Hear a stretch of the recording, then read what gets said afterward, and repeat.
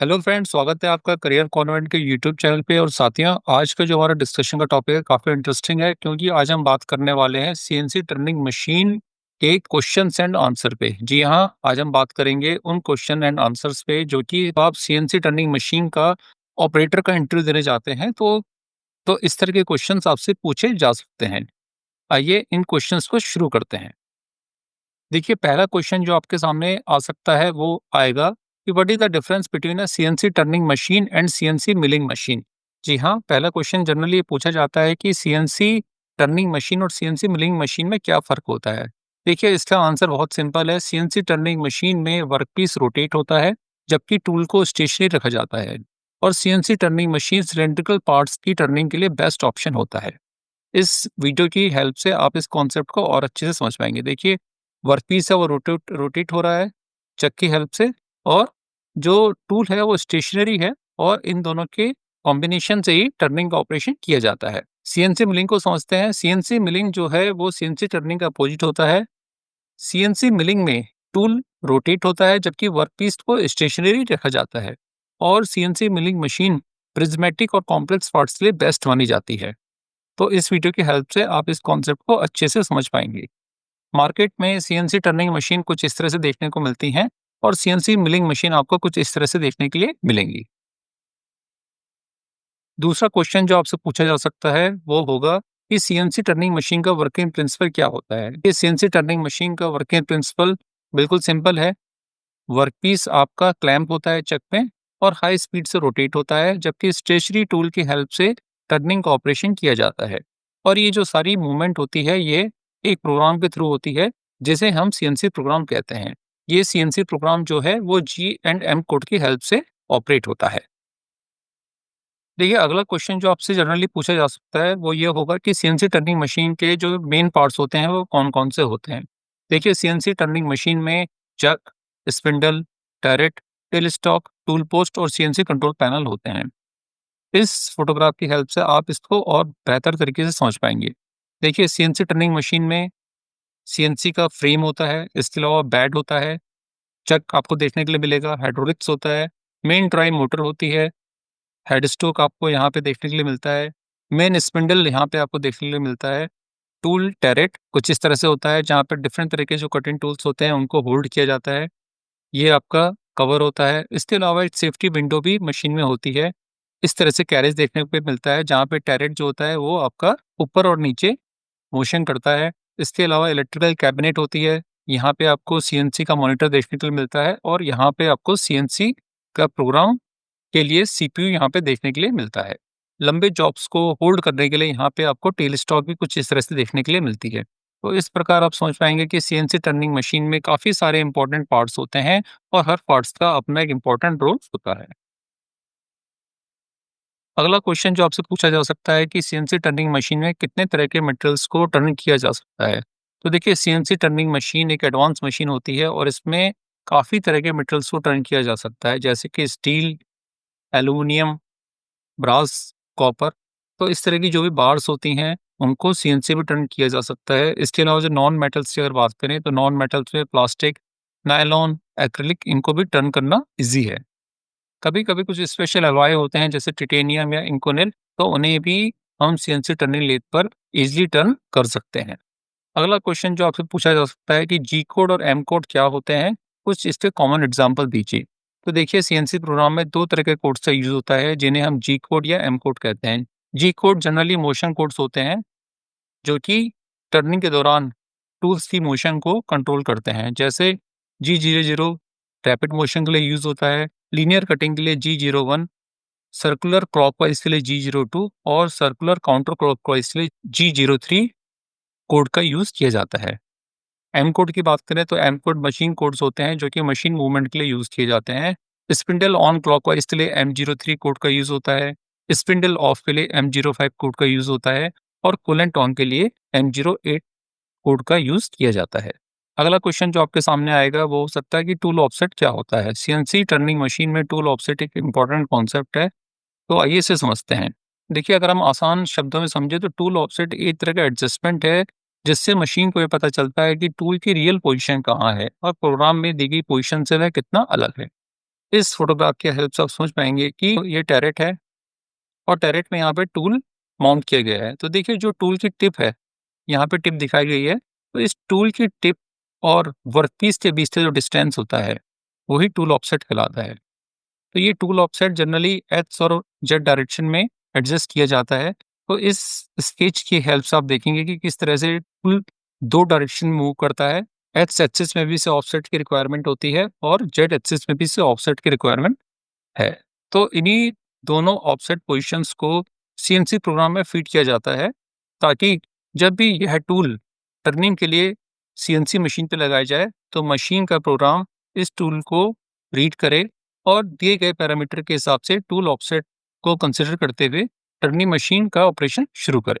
अगर हम संक्षेप में समझे, तो टूल साइज या टूल लेंथ को कंपनसेट करने का प्रोसेस ही टूल ऑफसेट कहलाता है। देखिए अगला क्वेश्चन जो आपसे पूछा जा सकता है कि वर्क ऑफसेट क्या होता है। तो देखिए सीएनसी टर्निंग मशीन में वर्क ऑफसेट मशीन को ये जानकारी देता है कि वर्कपीस की जीरो पोजीशन कहाँ है, ताकि मशीन उसी को रेफरेंस मानकर टूल को सही जगह लाकर कटिंग ऑपरेशन कर सके। इस स्केच की हेल्प से आप वर्क ऑफसेट के कॉन्सेप्ट को समझ पाएंगे। देखिए ये टैरेट है और ये आपका चक है, तो टैरेट और चक के बीच का जो डिस्टेंस है, ये आपका वर्क ऑफसेट कहलाता है। अब आपके सामने एक क्वेश्चन ये आता है कि क्या वर्क ऑफसेट हमेशा कांस्टेंट होगा? नहीं, ऐसा नहीं है। वर्क ऑफसेट चेंज होता है। आइए देखते हैं कि किन-किन कारणों से वर्क ऑफसेट की वैल्यू चेंज होती है। वर्कपीस की सेटिंग बदलती है। जब भी हम वर्कपीस की सेटिंग को बदलेंगे, तो हमें वर्क ऑफसेट की वैल्यू को चेंज करना पड़ेगा और इसी तरह से यदि हम फिक्सचर या चक को चेंज करते हैं, तो भी हम वर्क ऑफसेट की वैल्यू को चेंज करना पड़ेगा। इसके साथ-साथ अगर जॉब का साइज़ या डिज़ाइन बदलता है, तो भी वर्क ऑफसेट की वैल्यू चेंज होती है। लेकिन अगर एक ही जॉब है और एक ही सेटिंग और एक ही फिक्सचर पर बार-बार टर्निंग करने की रिक्वायरमेंट है, तो उस कंडीशन में वर्क ऑफसेट आपका कांस्टेंट रहेगा। काफ़ी कंपनियों में जब मास प्रोडक्शन करना होता है, तो स्टैंडर्ड फिक्सचर्स बनाए जाते हैं, ताकि वर्क ऑफसेट फिक्स रहे और जो मशीन का सेटअप टाइम है, वो आपका बचे। अगला क्वेश्चन जो आपके सामने आता है कि what is the difference between absolute and incremental coordinates? तो आइए समझते हैं कि सीएनसी मशीन में एब्सोल्यूट और इंक्रीमेंटल कोऑर्डिनेट्स का क्या मतलब है। देखिए एब्सोल्यूट का मतलब है कि जब all coordinates measured from fix origin, जब सारे कोऑर्डिनेट्स को एक फिक्स ओरिजिन से मेजर किया जाता है, तो ये एब्सोल्यूट कोऑर्डिनेट्स कहलाते हैं। जैसे आप इस एग्जांपल में देखेंगे कि इस रेफरेंस पॉइंट से अगर हम होल पोजीशन 1, होल पोजीशन 2 और होल पोजीशन 3 को देखें, तो इनके जो कोऑर्डिनेट्स आते हैं, वो एब्सोल्यूट कोऑर्डिनेट्स कहलाएँगे। जैसे होल पोजीशन 1 को देखें, तो इसमें एक्स और वाई 10-10 ये इसका रेफरेंस पॉइंट मिलता है। अगर हम 2 को देखें होम पोजीशन के रेफरेंस में या फिक्स पोजीशन के रेफरेंस में, तो हमें जो होल 2 की जो पोजीशन मिलेगी, वो एक्स 30 और वाई 20 मिलती है। यानी कि 30 यहाँ चलता है और 20 यहाँ चलेगा। तो इसकी पोजीशन जो मिलेगी एक्स 30 और वाई 20 मिलेगी। और सिमिलर वे में होल 3 की अगर पोजीशन की बात करें, तो इसकी जो पोजीशन होगी वो एक्स 50 और वाई 30 होगी। इसके विपरीत अगर हम इंक्रीमेंटल पोजीशन की बात करते हैं, तो इंक्रीमेंटल पोजीशन में जो होल की पोजीशंस होंगी, वो उससे पिछले वाले रेफरेंस पॉइंट या होल के रिस्पेक्ट में होगी। जैसे अगर हम इसमें देखते हैं कि अगर होल पोजीशन 4 की जो रेफरेंस वैल्यू है, वो 10 और 10 है, क्योंकि 10 यहाँ पे चलता है और 10 यहाँ पे चलेगा। और अगर हम 5 की देखें, तो 5 की जो रेफरेंस पोजीशन होगी, वो 4 के रिस्पेक्ट में होगी। तो 4 के रिस्पेक्ट में अगर हम देखेंगे, तो ये 20 और 10। तो इसका मतलब है कि जो 5 की पोजीशन होगी, वो IH 20 और IY 10 होगी। सेम वे में अगर होल पोजीशन 6 की रेफरेंस पोजीशन को हम देखें विद रिस्पेक्ट टू 5, तो ये IH 20 क्योंकि यहाँ पे 20 चलेगा और IY 10 क्योंकि यहाँ पे 10 चलता है। तो IH 20 और IY 10 होगी। तो इस प्रकार अगर हम समझें, तो अगर हम फिक्स ओरिजिन के रिस्पेक्ट में कोऑर्डिनेट्स को मेजर करते हैं, तो वो एब्सोल्यूट कोऑर्डिनेट्स कहलाते हैं। और अगर हम करंट टूल पोजीशन के रिस्पेक्ट में कोऑर्डिनेट्स को मेजर करते हैं, तो इंक्रीमेंटल कोऑर्डिनेट्स कहलाएंगे। अगला क्वेश्चन इसमें यह भी बनता है कि एब्सोल्यूट और इंक्रीमेंटल प्रोग्रामिंग को समराइज करें या इनके डिफरेंस को समराइज करें। तो देखिए इनके डिफरेंस को मैंने इस शीट में समराइज किया है। अगर हम रेफरेंस पॉइंट की बात करें, तो एब्सोल्यूट कोऑर्डिनेट्स हमेशा पार्ट 0 पोजीशन से लिए जाएंगे, जबकि इंक्रीमेंटल जो कोऑर्डिनेट्स होते हैं वो करंट टूल पोजीशन से लिए जाते हैं। प्रोग्रामिंग स्टाइल की बात करें तो एब्सोल्यूट कोऑर्डिनेट्स की जो प्रोग्रामिंग होती है वो ईज़ियर होती है और इसमें डिबग करना भी ईज़ी होता है, जबकि इंक्रीमेंटल प्रोग्रामिंग रिपीटिव मूव्स के लिए और पैटर्न्स के लिए यूज़फुल मानी जाती है।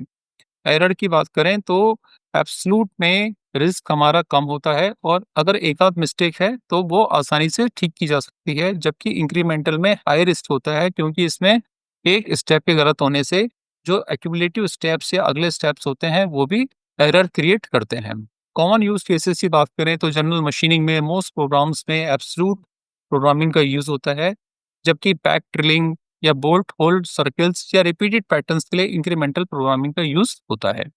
इन पिक्चर्स से आज आप देख पाएंगे कि किस तरह से पैड ड्रिलिंग के केस में यहाँ पे इंक्रीमेंटल प्रोग्रामिंग का यूज होगा, क्योंकि यहाँ पे जो ड्रिल होगा पहले वो के मूवमेंट करेगा, फिर डब्ल्यू मूवमेंट करेगा और जेड मूवमेंट करेगा। तो यहाँ पे हमें इंक्रीमेंटल प्रोग्रामिंग हमारी हेल्प करेगी। और सेम वे में अगर बोल्ट होल सर्कल की बात करें तो H1 H2 H3 H4 एक रेफरेंस के अगेंस्ट में इनको जो होल 2 की पोजीशन होगी वो H1 के रिस्पेक्ट में ली जाएगी और जो होल 3 की पोजीशन होगी वो H2 के रिस्पेक्ट में ली जाएगी। तो इस प्रकार हम समझते हैं कि एब्सोल्यूट और इंक्रीमेंटल प्रोग्रामिंग दोनों ही इम्पोर्टेंट है और दोनों का अपना अलग-अलग यूज़ है।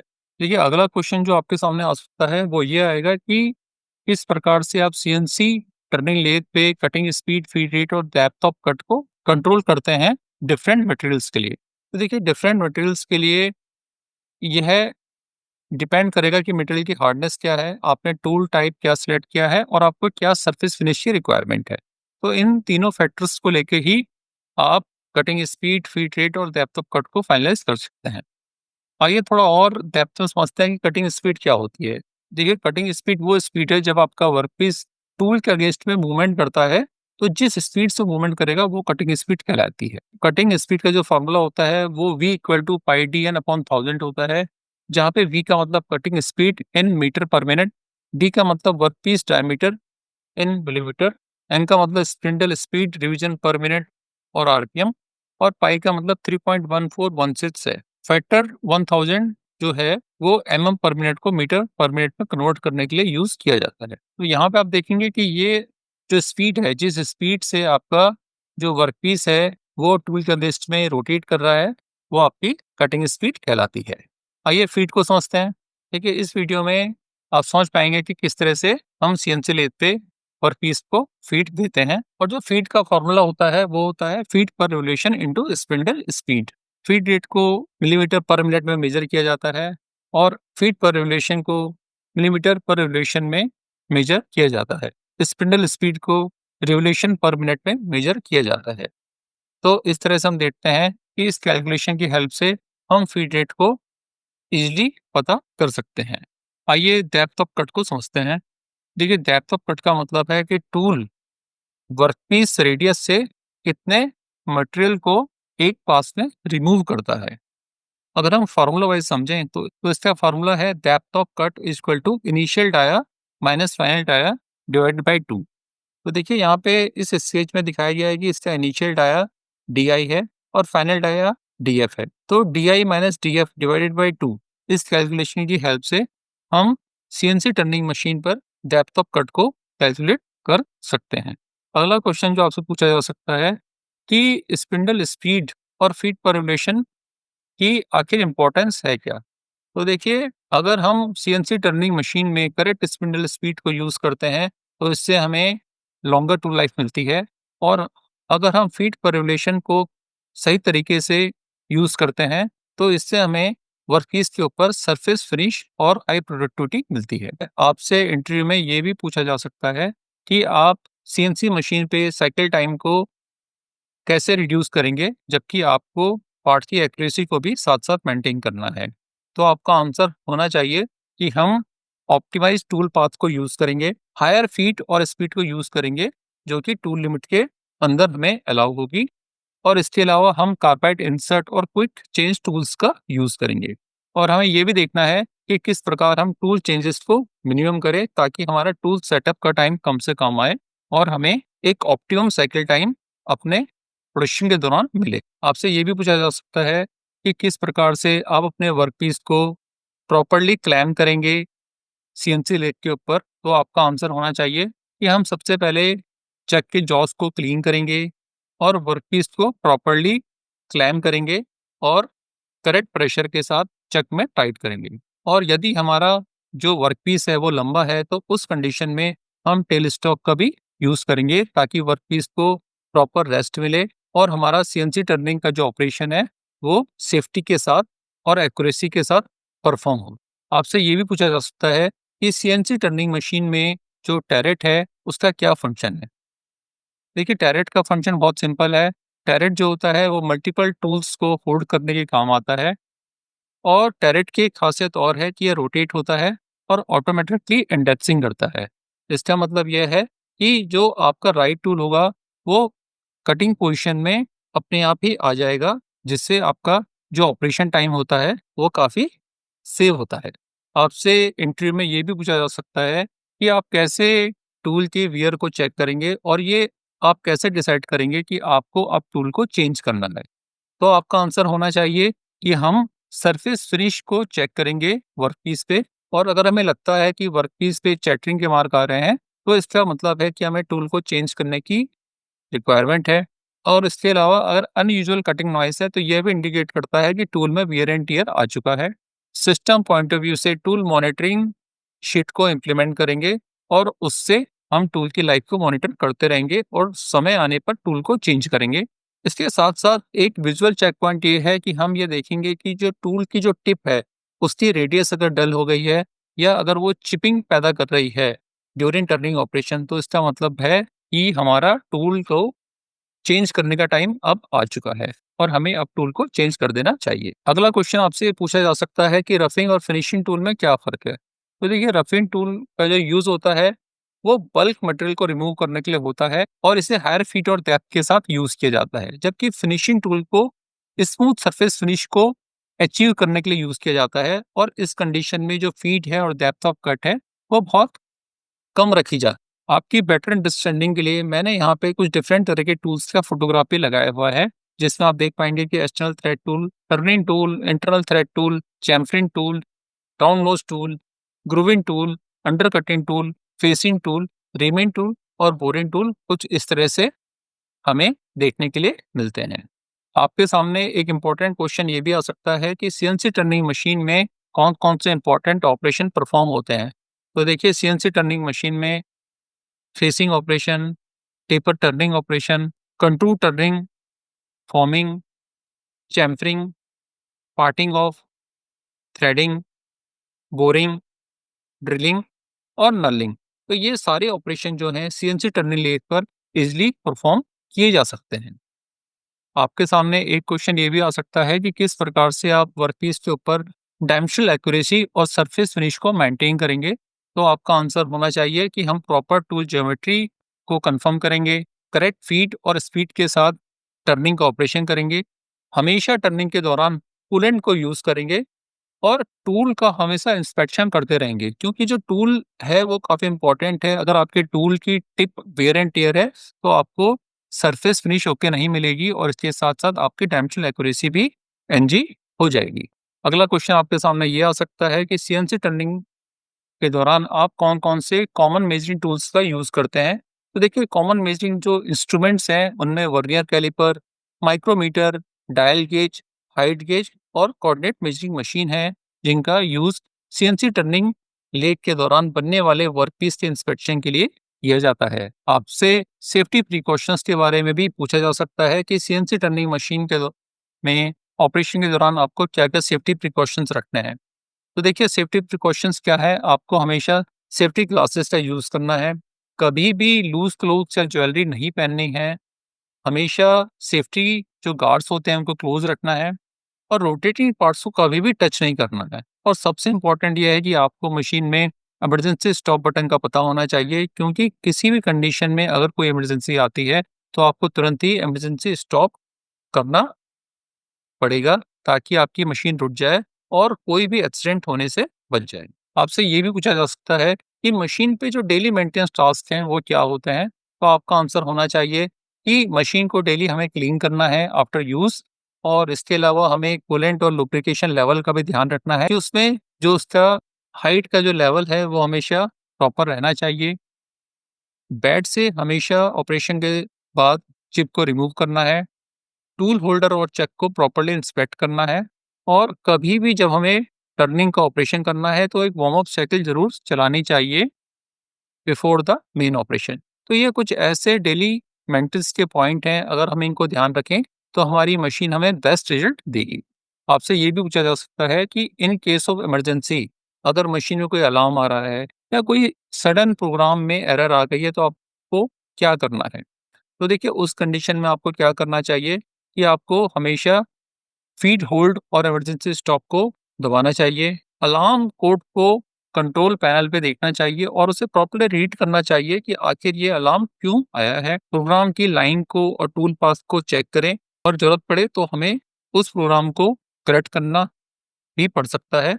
और इसके अलावा इन सारे प्रिकॉशंस के बाद हमें सेफ्टी को कंसिडर करते हुए मशीन को दोबारा रिस्टार्ट करना है। तो ये कुछ स्टेप्स हैं जो कि हमें हमेशा ध्यान रखने चाहिए जब भी मशीन पे कोई अलार्म या सडन प्रोग्राम में कोई एरर आती है। एक इम्पॉर्टेंट क्वेश्चन आपसे ये भी पूछा जा सकता है कि सीएनसी लेथ मशीन में कितने एक्सिस होते हैं? तो देखिए जनरली सीएनसी मशीन में 2 एक्सिस होते हैं, एक्स एक्सिस और जेड एक्सिस। लेकिन एडवांस मशीन में एक्स एक्सिस और जेड एक्सिस के साथ वाई एक्सिस भी होता है जो कि इन दोनों के परपेंडिकुलर होता है। तो जितने ज़्यादा एक्सेस का यूज़ आपको सीएनसी लेथ पे देखने के लिए मिलेगा, तो आप ये समझ जाइए कि वो सीएनसी जो लेथ है, वो उतनी ज़्यादा ही एडवांस है और उतनी ही हाइली एक्यूरेट है। फ्रेंड्स, मैं उम्मीद करता हूँ कि ये क्वेश्चन आंसर की जो सीरीज़ है, आपको अच्छी लगी होगी और आपके लिए ये बहुत इम्पोर्टेंट है क्योंकि अगर आप ऐसे फील्ड में हैं कि आप ये चाहते हैं कि आप सीएनसी टर्निंग के ऑपरेटर बने, तो इंटरव्यू में ये क्वेश्चंस आपसे ज़रूर पूछे जाएँगे और आपको इन क्वेश्चंस का सही-सही आंसर करना है। अगर ये वीडियो आपको अच्छी लगी है तो इसे लाइक कीजिए, अपने फ्रेंड्स के साथ शेयर कीजिए और कमेंट करके अपने क्वेश्चंस को पूछिए। आने वाली किसी नई वीडियो में हम किसी नए टॉपिक पे अपना डिस्कशन करेंगे। तब तक के लिए जय हिंद।